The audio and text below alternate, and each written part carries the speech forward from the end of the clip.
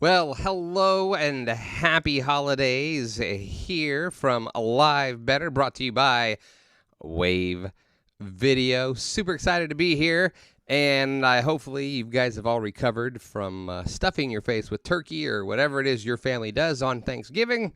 Hopefully you maximize the leftovers and got a lot of bang for your buck. I'm just happy to be here with you. Obviously, last week we didn't have a show as we all just took time out with family, so I missed you, and I hope you missed me too. And well, I'll tell you what, we're in for a little bit of a treat today. You know, every week we come here together so that we can learn together how to live better, and that's exactly what the folks at Wave.video want to make happen for you. And so we've got a special guest today here with us, Brian G. Johnson. He is not only a good friend, but one of the nicest, kindest guys I know. And on top of that, he's absolutely brilliant when it comes to YouTube. And if we have time, we might pick his brain a little bit on his studio and camera setups, because like he just this could be a 3-part series. He's just full of so much knowledge. He's down to earth, and we're going to have a good time. Now, some of you are probably watching right now and saying, Chad, why do you look so scraggly? What's going on with the face? I just want you to know it's because every year, now the last 3 years we were doing a show at the theater, so we didn't do it. But previously, for 5 years, my wife and the kids run a group at a deal called Dickens on the Strand. And what Dickens on the Strand is, it's just an event that kind of gives respect to Charles Dickens. You know, we think of him a lot this time of year because of A Christmas Carol, which is absolutely my favorite story. And they have this big event. It's outdoors, lots of shops, performers, musicians. They just make the atmosphere feel like that era. So we take a group of people and we go as Victorian era, Dickens era street urchins and beggars. And so I've got to look a little rough because that's this weekend. We're going to go there and we beg for money, and then we raise it to give to some of the shelters and whatnot in the area here during the holidays. Lots of fun, but that's why I look like I've let myself go. But the show's not about me, right? It's about you. It's about us together learning how to live better. So without further ado, why don't we stop listening to me and get ready for our guest. And while we bring him in, don't forget to make sure that you like us, follow us, subscribe, hit all the buttons, the bells, all the things. There's also a link you can click if you want to go to our website, and you can sign up so that we'll notify you via email when our next show will be. But enough of that. Let's bring in the guy.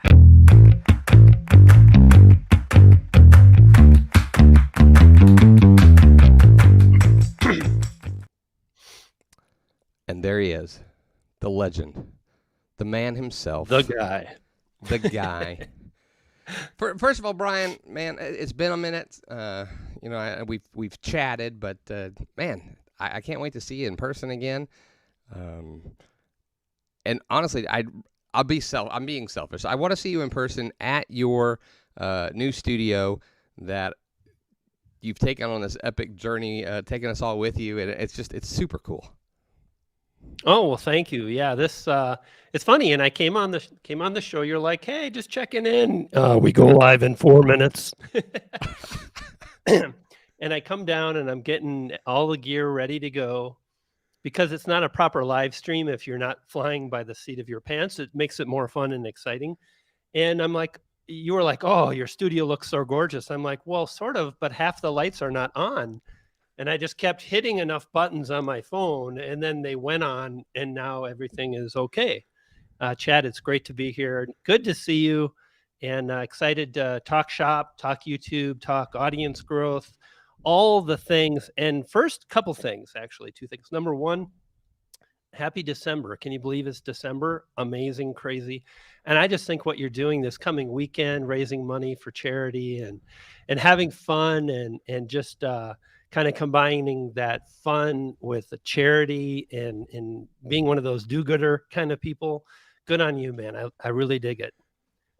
I appreciate that, man. Really do. You're one of my favorite people. We could sit here and just make each other feel good all day long. But that's how I feel about you. Always have. From the day I met you, I was at Social Media Day Denver. It's been a few years now, but hey, enough Yeah, that about was my so history. much Uh, fun. it was. It really was. But as far as history, let's go back a few years, and we're going to be talking a little bit. We're going to mixing live streaming and YouTube and pre-recorded and all that. But let's just go back in time to your history. How did your whole YouTube journey get started, and why YouTube? What fill us in? I What's the am story? looking for my this is gonna be dangerous, but again, I like to fly by the seat of my pants, and I'm moving a monitor. So I wrote this book, Trust Funnel, in 2014 probably, and this book is kind of weird because I spent 9 months writing it, and then I got it done, and I was working with, the good people at Morgan James, and I'm talking to David Hancock, and he's like, "Oh, yeah, well, we're ready to launch it in 9 months." And I'm like, "Oh my goodness, 9 months, who knows?" And the book came out, it did absolutely fantastic, and it was shared, like, almost 1,000 times on Facebook, like, that Wow. it wasn't really marketing, it was more of an event, and I just tried to make it really fun, and it was just shared and shared and shared again, and it was, number 1 on Amazon in a bunch of categories, and then it was over, and I'm like, "Well, what do I do with my life now?" Like, okay, what's next? Because I had spent, close to a year and a half writing this book. And I'm always interested in learning and doing the next thing and figuring it out. And I think for me, that's one of the reasons why I've had sort of moderate success. I'm not a Nick Nim, I'm not one of these, huge marketing dudes, but I've always been able to create a following. I've always been able to make money. And most important for me, I've always been able to really enjoy what I do.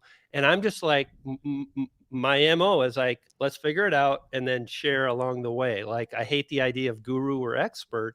So when I got done with Trust Funnel available on Amazon, but wait, there's more. Order your copy today. When I was done with Trust Funnel, I thought, a number of people have said video, and I've always really enjoyed video and being campy. I think we both share that love of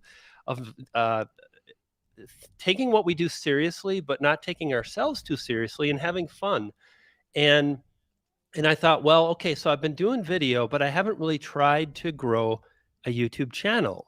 I'm like, oh, I haven't done that. That's something I could try to figure out. And along the way, I could share what I learned. And that was really the early days of my YouTube channel. And before that, it was like just always trying to figure things out. I was a professional chef for 20 years, and finally my online marketing started really doing amazingly well with affiliate marketing and website building, and courses and list building. And that's just kind of how I got here today. And video is so darn challenging, and it's so deep that I haven't had to try to figure out what I do next, because there's something more to learn. Yeah, and for those of you who are watching, because I just kind of glanced and realized that I've been here with this just stupid grin look on my face, because you've just got me like so sucked into your story, and I'm just enjoying it like a little kid. So I apologize for the goofy look that I maintained for about 5 minutes there. That's okay. I'll blow my nose, and that'll even be more goofy.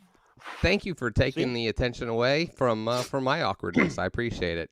You're a Yeah, team no player, problem. Brian. That's just how comfortable I am these days. It's like, you get the real me. I heard authenticity was important. Let me blow my nose. I love it. I didn't realize that you were a chef for 20 years. Unfortunately, we don't have time because of the time restraints or whatever they put on the show. But one of these days, we have to talk about that, because I definitely want to hear more. Okay, so you're doing the YouTube thing, and I love that you said that instead of the guru, you're just like, all right, I want to figure this out. Let's go figure it out together. Because I'm the same way, So we're both got that quirky kind of like fun We like to just enjoy the journey, but I'm also the same. Right? People will ask me like, "So what is it you do?" I'm like, "I don't know. Let's see next week." You know, because there's going to be something I want to learn. That's why the little catchphrase we use here on the show is "Let's learn together how to live Hmm. better," because I'm along for this journey as well. Um, Now, YouTube, I know you wanted to learn it, so that's why you jumped into it. Why have you decided to stick with YouTube? What have been the pluses, the positives that have made you, an evangelist, if you will, for the platform? Yeah, there are so many. Here are a few, shotgun style, just real quick. So number one, I don't know of another platform that allows you to create kind of a residual effect on building an audience. In other words, I can create a piece of content and it can drive views and get people on my list. It can generate ad revenue for me because it's driving views, and it can live on year after year after year. In fact, I have a video right now, it does about 2,000 views every day. It has 1.3 million views. That's a lot of views. And I published that, I think, about 14 months ago. So that Wow. doesn't happen all the time. And it's really important to be realistic.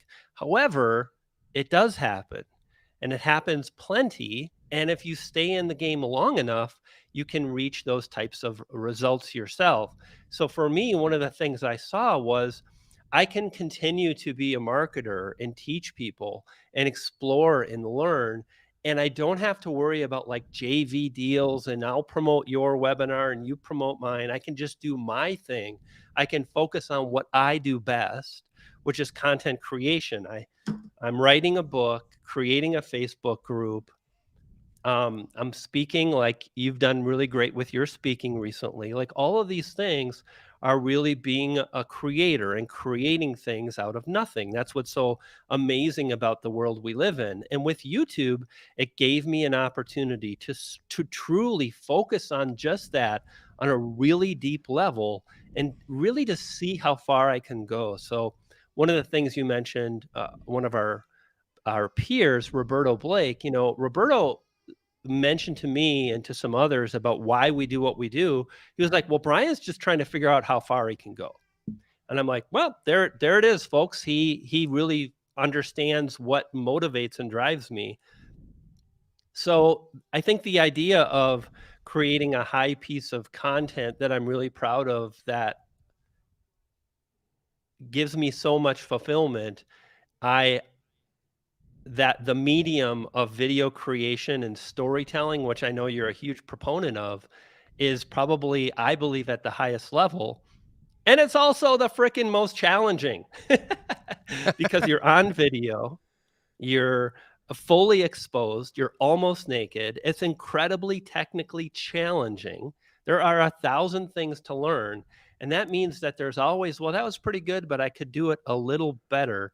Kind of wrapping this up, like one of the things I did this summer is I went to Yellowstone and my goal was to create this cool fit, almost documentary style video of, can I capture wildlife in Yellowstone Park?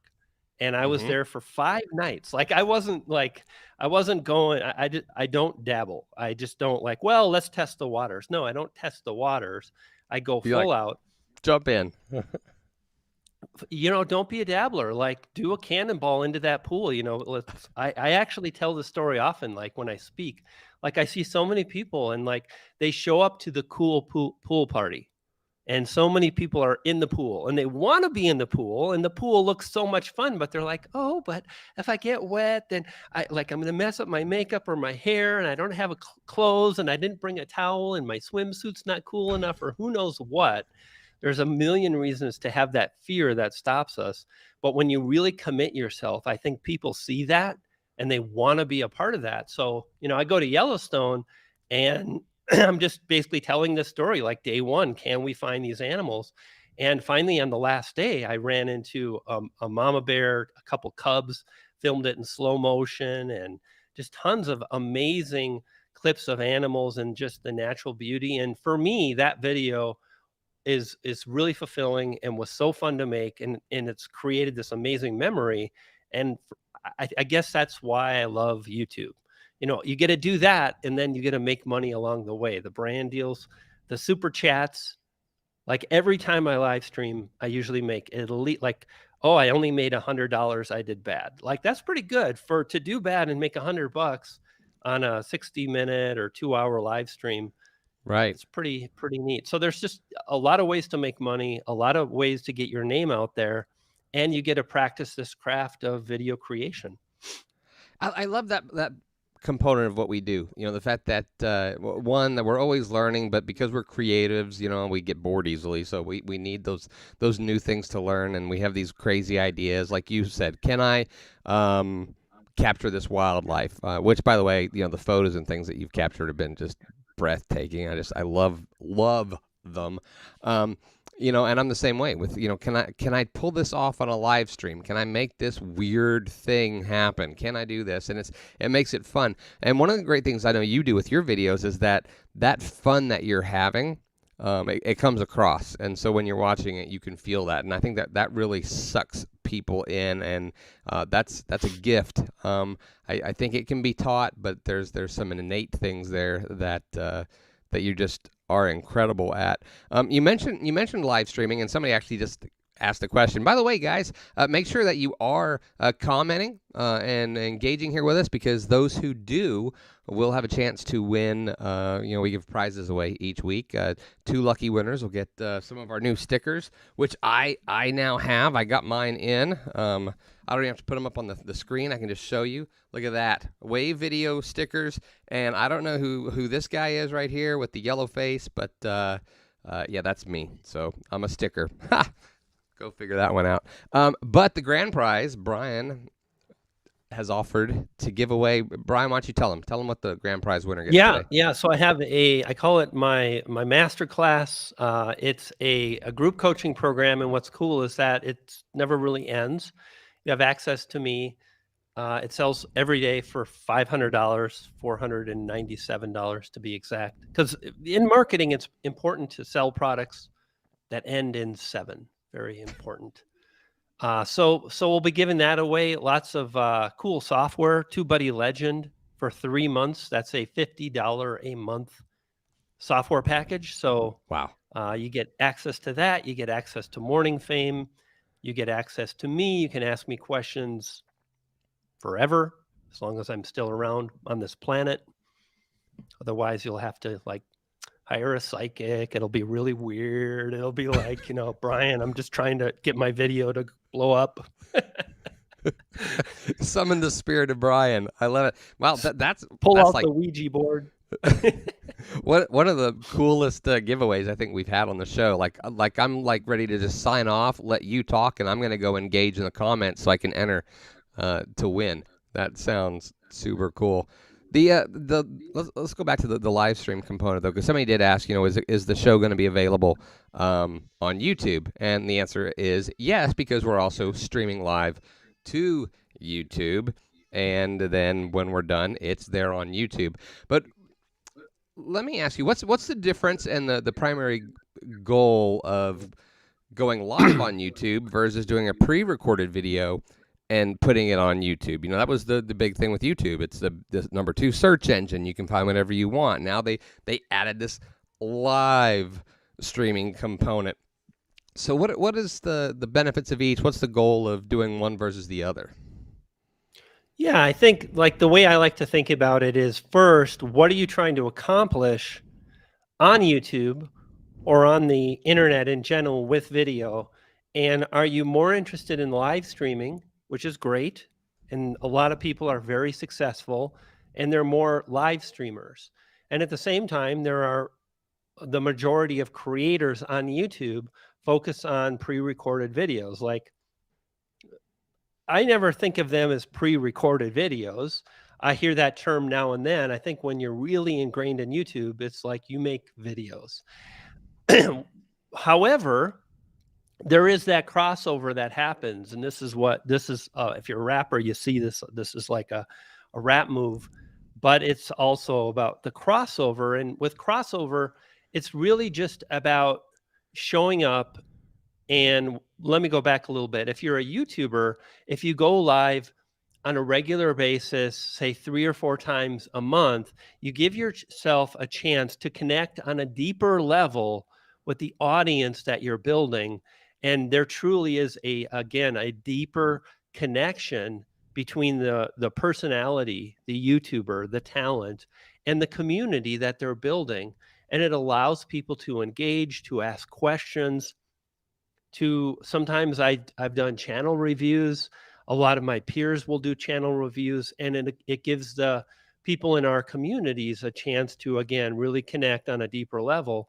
And again, there's also ways to make money. So when you combine the two, I think it's really powerful, because the thing about video that's really interesting is it allows for a very, very deep connection when it's done right. So right now, I'm being really focused on the camera lens. I'm looking right into it. I'm not like off like this. And I'm thinking about really bolstering and building that connection that really happens between two people, the creator and the viewer. Typically, when we watch a video, it's a very solo, by ourselves experience. There could be people around us, but like, you're on your phone, you're watching a video, you're on your iPad, or you're watching a video on your computer. And the more you can feel a connection to that creator, the more likely you're going to appreciate what they do, and you're going to show up again and again. And as mentioned, that live streaming component really adds another level to that, which is pretty darn cool. So for me personally, like, I took a break for about 2 months, and I'm just getting back now, and I'm really focused. And I always like to keep things really, really simple, which is, I believe, a really powerful strategy, because internet marketing in itself is deep, it's complex. There's a million things to learn, and you cannot be a jack of all trades, period. You can't.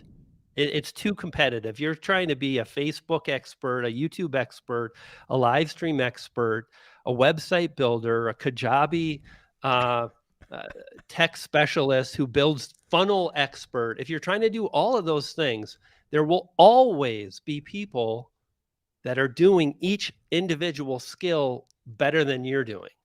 And that's called competition. So when you focus on one thing, you have an opportunity to really excel. And so for me right now, I'm working on getting videos out at least once a week. So my last one was 8 days. The holidays is like, I'm cooking, I'm shopping, I'm making videos. And slowly I'll include and incorporate the live streaming component, because I love it too. And it's just such an amazing way to create content and so on. So I hope that answers the question. Hi, absolutely. I'm not Hey, sure what I Anita. just said. Anita just said hi. And it's okay, Brian, if you're not sure what you just said. Why? Because when the live stream is over, you can go back and watch it on YouTube.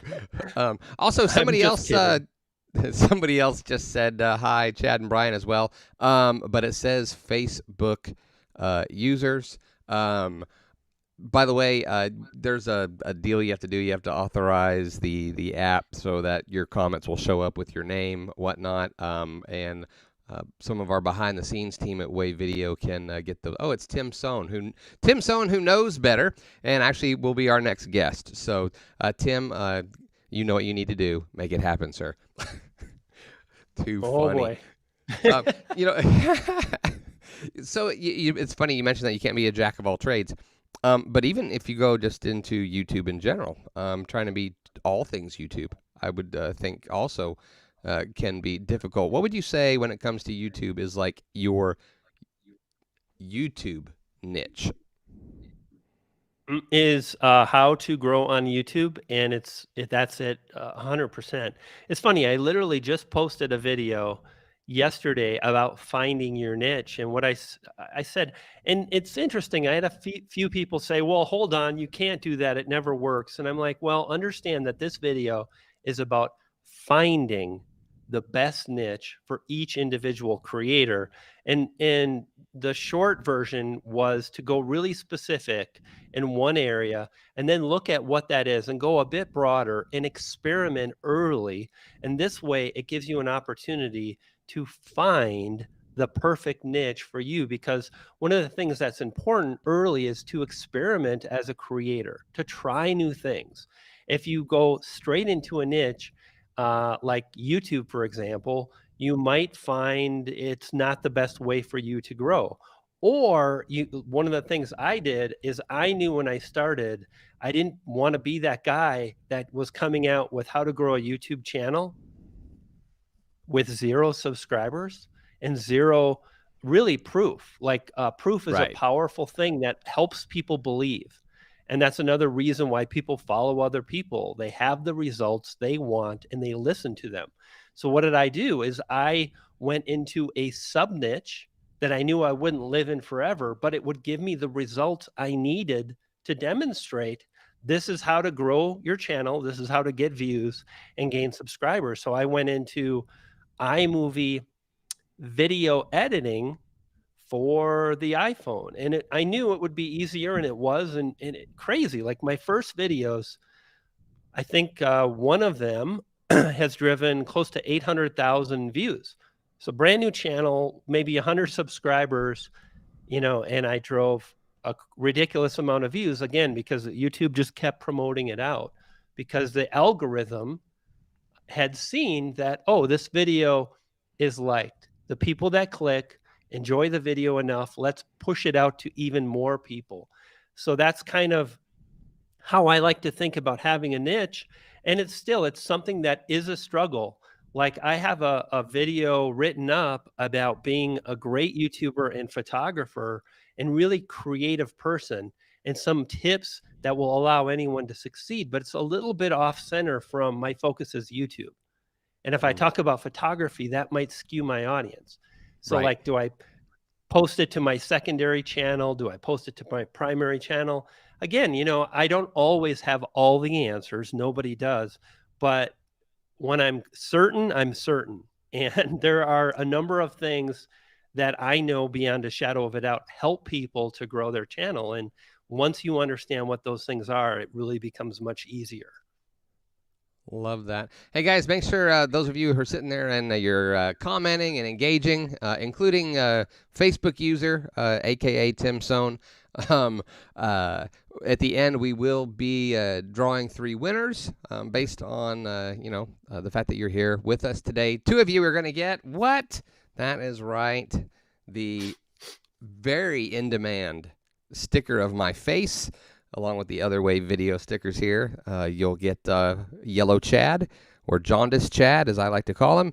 And, of course, the grand prize is membership in Brian's YouTube mastermind, and 3 months, was it 3-month access to TubeBuddy? Yeah, TubeBuddy Legend, $50 a month for TubeBuddy Legend. You get 3 months of that. You get a month of morning fame, access to me forever. Wow. At Morning Fame, what is Morning Fame?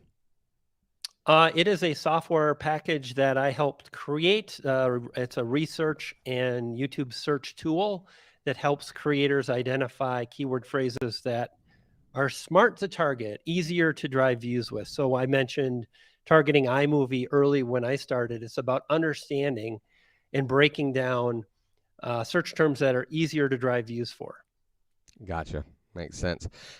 One of the questions that we had was whether or not the recording of the live stream can appear at the top position for the popular YouTube searches.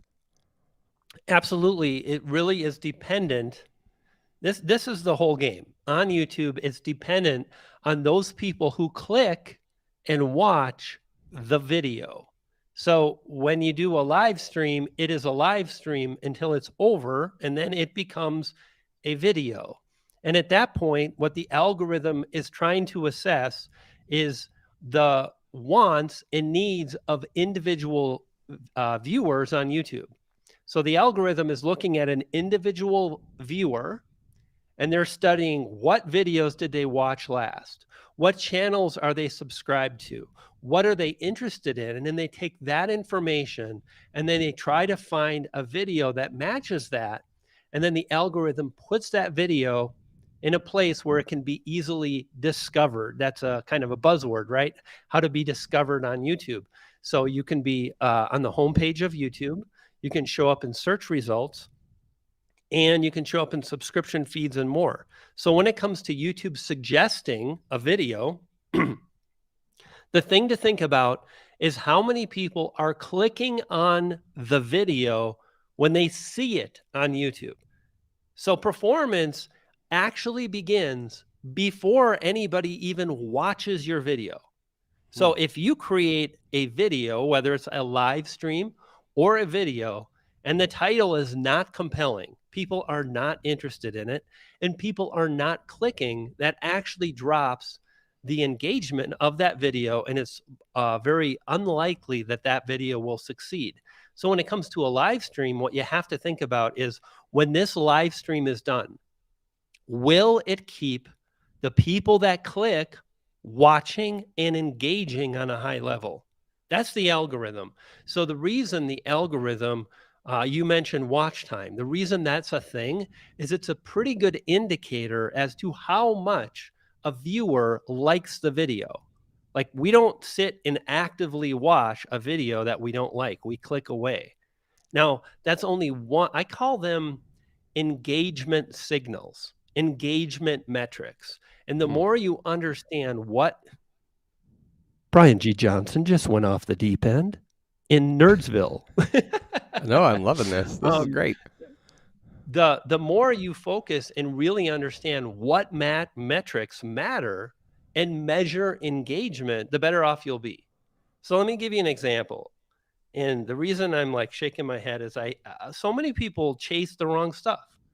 And it's so hard. This is what I was gonna ask you that, but you're gonna get it. So go ahead.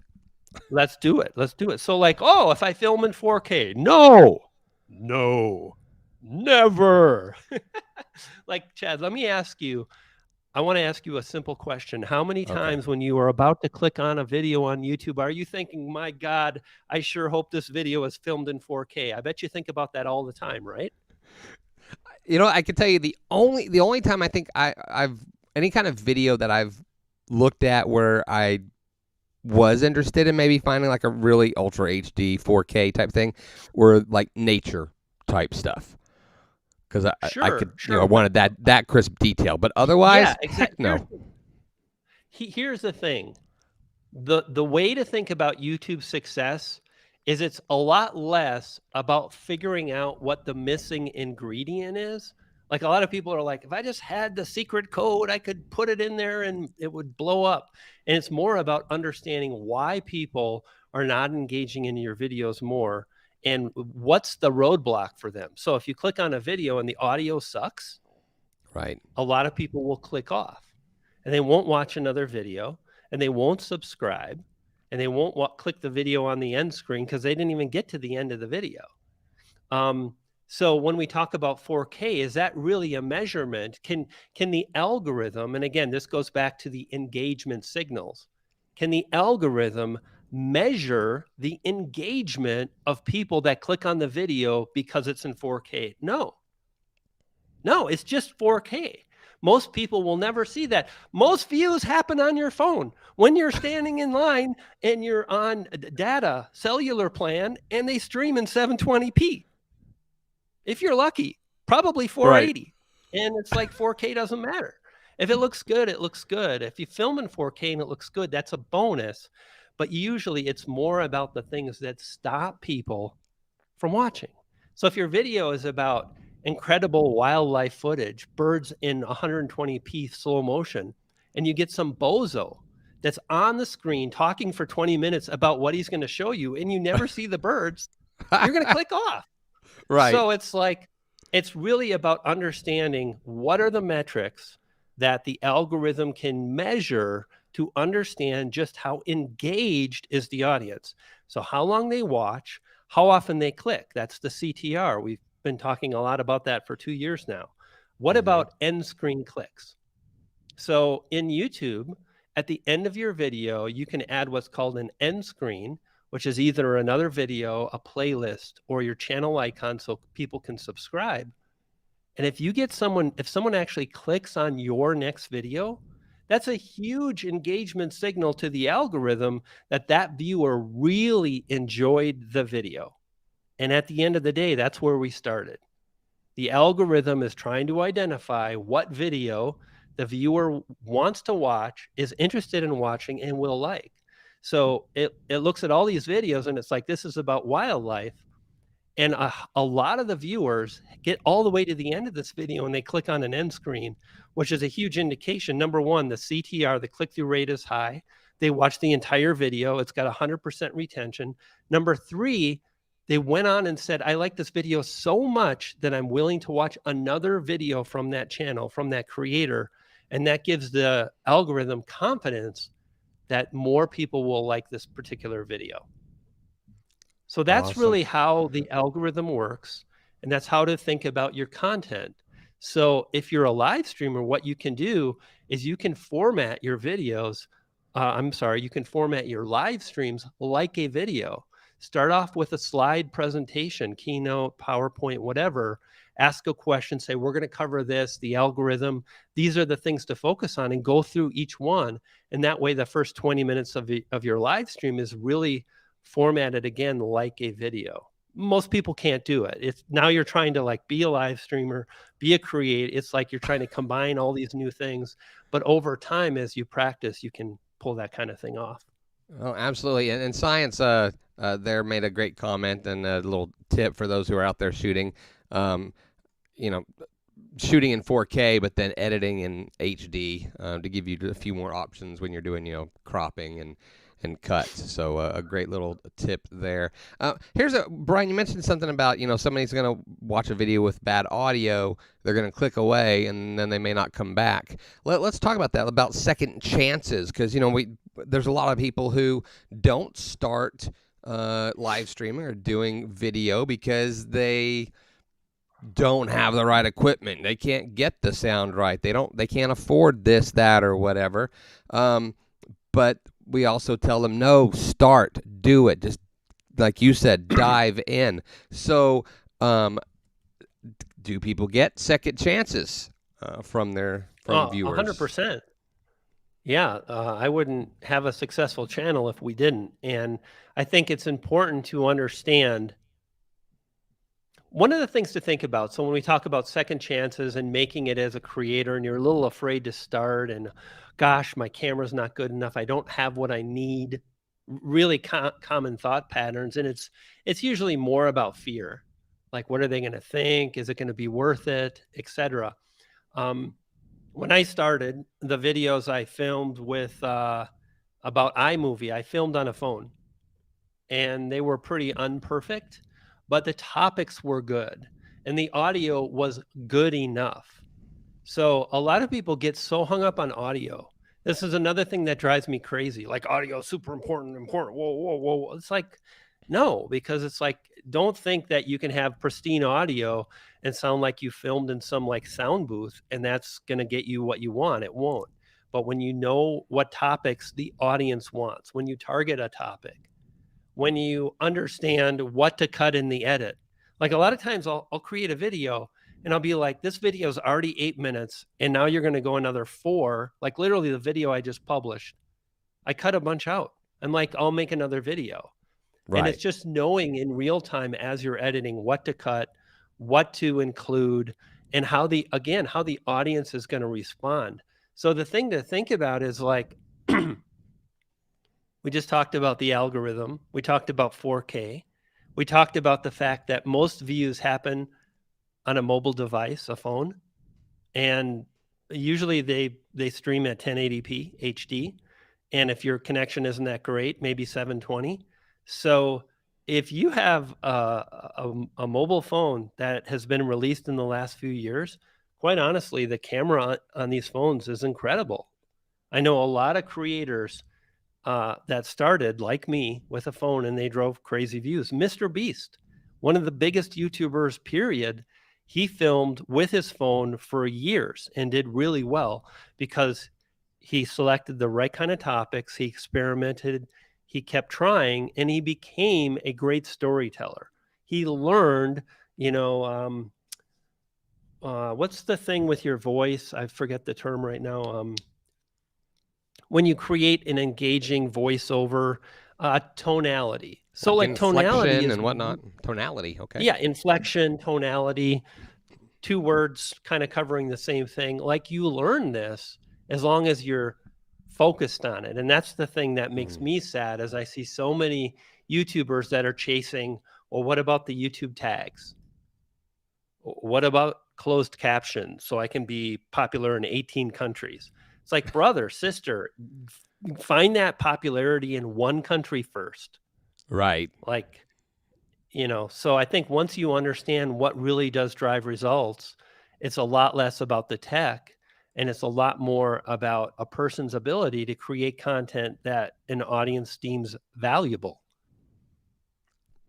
That's brilliant stuff. One of something else that you mentioned too was talking about the end cards and all of these different things. Um, when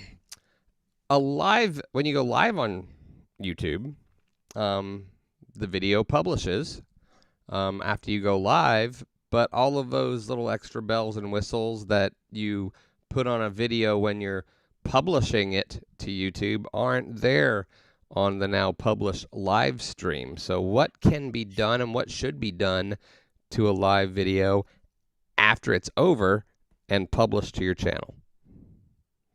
I would, first of all, there are a few things that can be done, but I'd really go back to planning out your live stream because that's where people will win. If you look at your live stream and you think about the first 10 minutes and you strive to make it really engaging and you get right in, like if the video or live stream is about a topic, answer some really powerful and important questions according to the audience. So a lot of people think they're funny, and it's like, you might think you're funny. You might enjoy your own humor. I certainly do. But that doesn't matter. It doesn't matter at all. It only matters what the audience thinks. So honestly, that's where success will be found. Because if you can't get that right, there's nothing you can do. There's no buttons you can click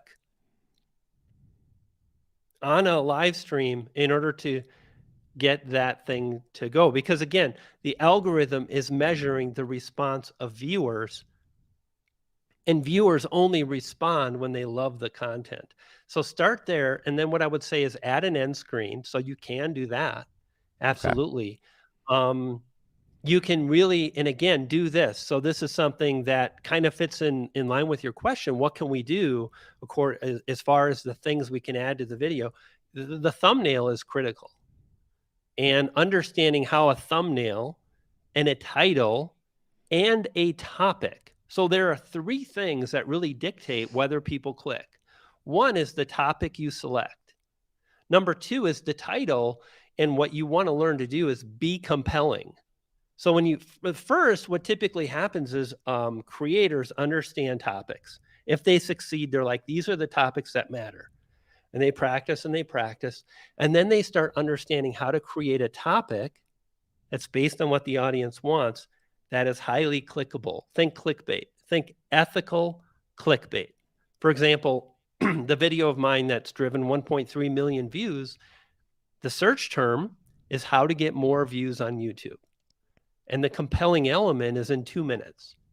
And I've made this video several times because it always does well. The first time I talked about the power of thumbnails and testing thumbnails and design and how they work with the video title. And the second part is, so that's the title. Like first you have the topic, then you have a title, and the title should include search terms that viewers are searching for, as well as something that makes it compelling and interesting. I'm literally making a video right now on how to get more views. And I'm talking about what I call brute force triggering of views. Like so many highly successful creators use this brute force tactic. And it's really all about creating this, I know something that you don't. Now, this is really easy to pull off with a new movie that the audience is really interested in. When they don't know anything about the movie, you can be a very at the beginning stages of being a creator, and people will still listen because the information is so pertinent and important to them that they will let go of poor audio or bad delivery because the information is awesome.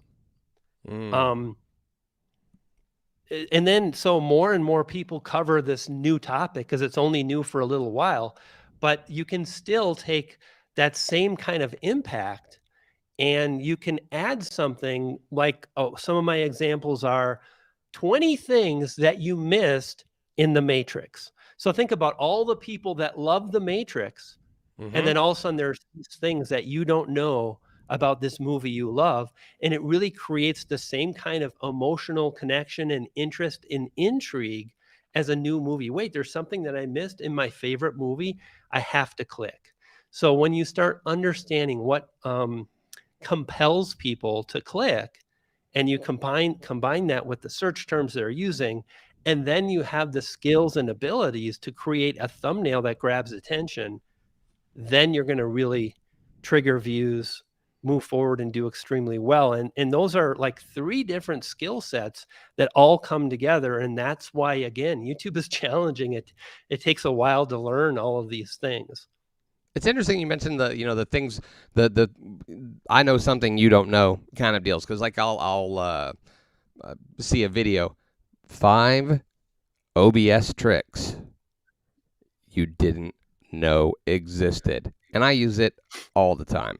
I know it Yeah. really, really well, and I'm still gonna click on it because there's this part of me that's like, but what if he does know something Right. that I missed?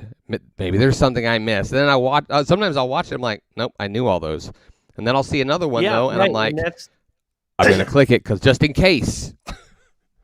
right. Right. And that's really the thing to think about is you have to deliver on the promise that you're creating in the video and the thumbnail that you're publishing. So, one of the ways, again, to think of successful videos is you're really promising something to those that click, and you've got to deliver. And to be fair, my job is to really identify and understand who my audience is. How old are they? Are they male or female? Where do they live? How much money do they spend? What are their fears? What keeps them up at night? What are they afraid of? What do they want? The more I understand that, the more I can say, what videos are they going to click? What videos do they have to click? And then I can create a video around that. And I try to do this all the time where I'm kind of creating this big, like, wow, I know something, a secret that you don't. And a lot of times people call me out, and it's sad because two things. Number one, they're kind of jaded, they're kind of upset, and they Right. don't really think on a deeper level. Or number two, they do know what I'm sharing, and they're like you, Chad. They want to learn so much, and they're so vested in the tools they use and the skills they need to get where they want to go that they will click and watch. And a lot of times what I find is those people, they're like, okay, that was a good refresher. I really like your content.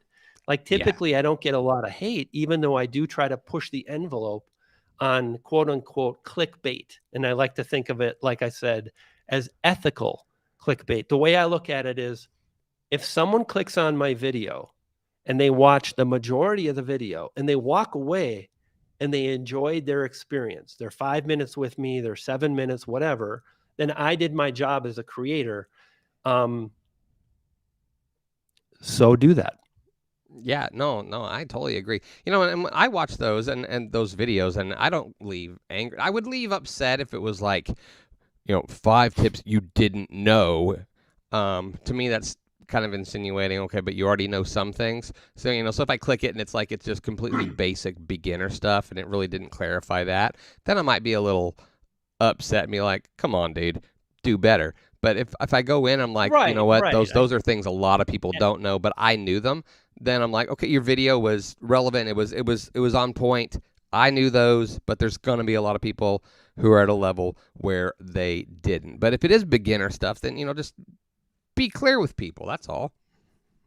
Yeah, absolutely. I think, and again, this comes back to titling your video, because if you're titling it in a way that's the super secret thing, and the majority of people don't find it super secret, and they know what you're sharing, then you probably would have done better targeting a search term that focuses more about when you're just getting started, et cetera. And another way to think about this, Another example is, it's so interesting because I'm such a geek about understanding success on YouTube.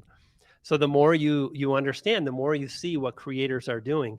And this one creator in the gaming space, he published a video on a new game that just came out. So it's a new game. There's a lot to learn. People are interested. So he did it. He kind of triggered that once.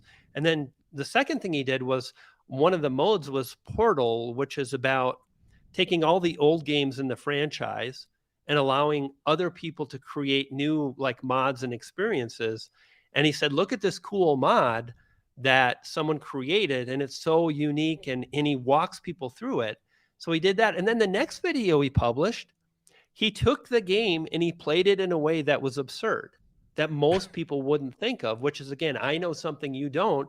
And Right. basically they're trying to put a tank on a plane and fly the plane around. And I remember another video from 2 or 3 years ago that was, again, based on gaming, and the player wasn't trying to win. He was simply trying to kill other players in a unique way, based kind of on like terrorism, and opening a door, and there was a motorbike there and it exploded and he shot the gas can, so it was like, it was unique, it was different, it was something that the audience hadn't seen, and it was this I know something you don't kind of approach again.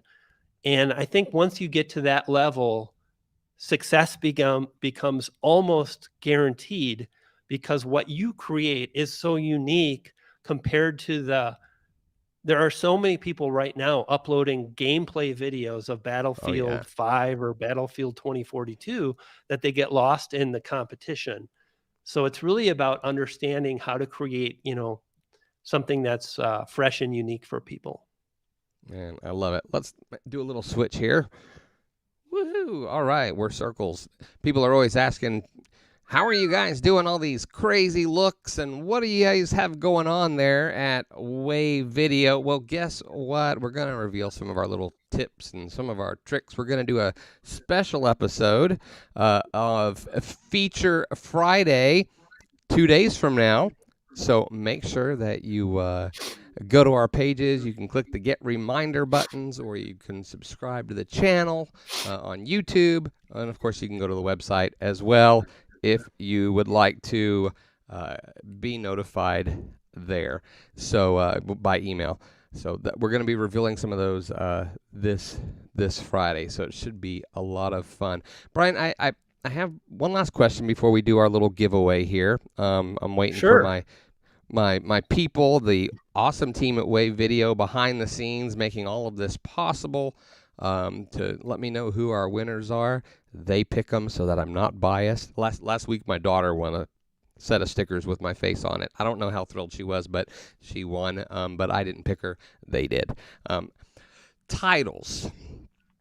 Two questions. One has to do with is how relevant or important the content of the text that you put with the video, all the description and all of those little things in there, how important that is. I know you didn't mention that in the top things that matter. But the other is about titles.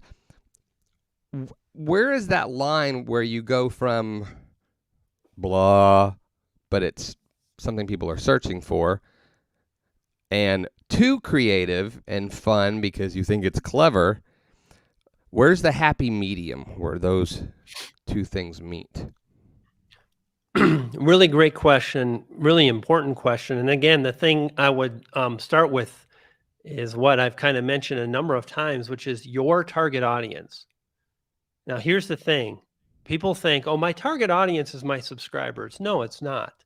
It's really on YouTube. It's got to be a YouTube target audience, which is a group of viewers already on YouTube.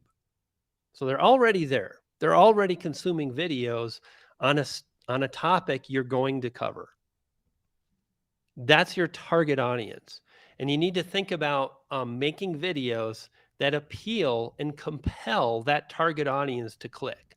So Right. if you're too creative, the thing you want to do, or if you're worried about that, you want to kind of filter through and think about your target audience. And the more, and here's the thing, this is kind of deep learning. This is hard to get your head around when you first start hearing about it. But over time, if you're always referring back and thinking about and learning about your target audience, you start to get your head around it. What are they going to click on?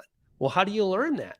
Go to some other channels that are based on the kind of stuff you create content on. So that would be my peers like Roberto Blake, we mentioned, my pal Nick, and Wave.video, and all of my homies, right? And the kind of things that are working for them. Where's the overlap between their audience and my audience? What will they click on? What are the titles that have worked well for them?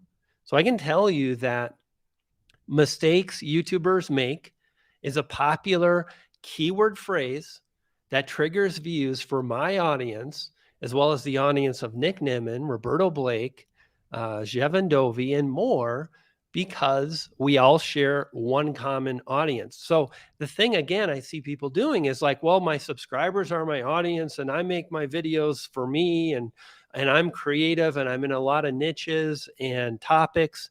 It's like, no, you're doing your own thing. And if that's what you want to do, have at it. But as soon as you start saying, well, why don't I get views? It's because you're bending the rules, you're bending the best practices to try to do all of the things, and you can't. There's usually some sacrifice, staying in your lane, staying in your niche, learning about your audience, and then asking yourself, okay, I'm going to create a video about this topic. What kind of title will the audience I'm targeting relate to? What kind of title will the audience I'm interested understand and go, I have to watch that? So usually what I do, and the safest thing to do, is to think, okay, what would a 2 or 3 or 4 word keyword phrase that they're searching for reflect the topic I want to make? So in other words, if I want to make a video about the YouTube algorithm, that's a keyword phrase. If I want to make a video about getting more views, that's a keyword phrase. If I want to make a video about the matrix, there are thousands and thousands of search terms that people are using focused around the matrix. So what I always do is I combine two things. One is a keyword phrase that my audience is searching for. This makes it easy on the algorithm to understand who to push the video to. And then I combine it with a compelling element that makes them click. It's the kind of thing that they have to click on to really get what they're after. It's the thing that they see and they're afraid, they're fearful. So mistakes YouTubers make. No YouTuber wants to publish video after video and never get views. They're afraid of that. They're in fear of that. And so when they see that, they're going to click, especially if you do a good job with your thumbnail and you make it really compelling, maybe your facial expression, etc. So when you combine those two things, a compelling element and keyword phrase, yeah, good YouTube face there, Chad. Thank you. That's really the way to move forward and create a title that resonates with your YouTube target audience. Awesome. Hey, let's give some stuff.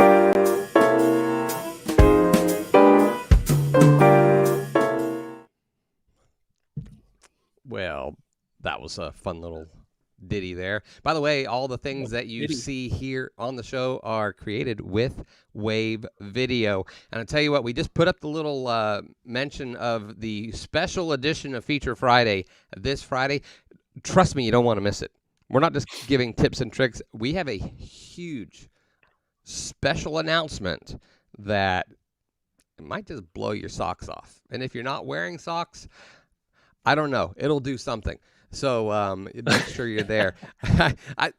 I love this wide view now that we've got of Brian's studio from heaven that he's created. I'll tell you what, Brian, everything we've done today has been incredible. We've got to get you back because we got to pick your brain on cameras and talk about the photography things that you've done and maybe do a tour of the studio. Unfortunately, we don't have time, but I definitely want to get you back and chat about that if you're up for it. But right now, let's give some stuff away.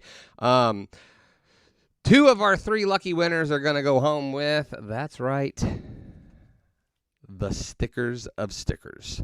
The Wave video stickers. That's right, you get Yellow Chad no extra charge. um, Put them wherever you want, on your laptop, the wall at the the stall in the public restroom at the airport. Nothing would make me happier than to close the door and see my face staring back at me. But we're gonna give those away, and those two winners are Science, which I'm gonna guess is not what's on his birth certificate, and Alexander Vera.